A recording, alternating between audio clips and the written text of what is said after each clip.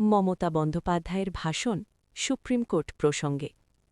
আজ আমি কোনো দলের নেত্রী হিসেবে নয়, আজ আমি এসেছি একজন নাগরিকের অধিকার রক্ষা করতে। গণতন্ত্রের সবচেয়ে বড় শক্তি হল ভোট, আর সেই ভোটের অধিকার যদি কেড়ে নেওয়া হয় তাহলে সংবিধান শুধু বইয়ে রয়ে যায়, মানুষের জীবনে নয়।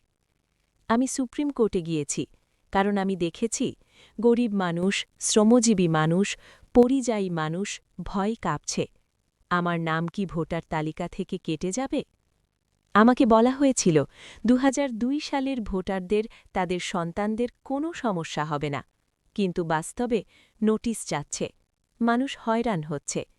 আমি প্রশ্ন করেছি, ভয় দেখিয়ে কি গণতন্ত্র চলে? নোটিশ দিয়ে কি মানুষের অধিকার কেড়ে নেওয়া যায়? আমি কারও বিরুদ্ধে নই, আমি অন্যায়ের বিরুদ্ধে। আমি চাই একজনও আসল ভোটার যেন তার অধিকার না হারায়।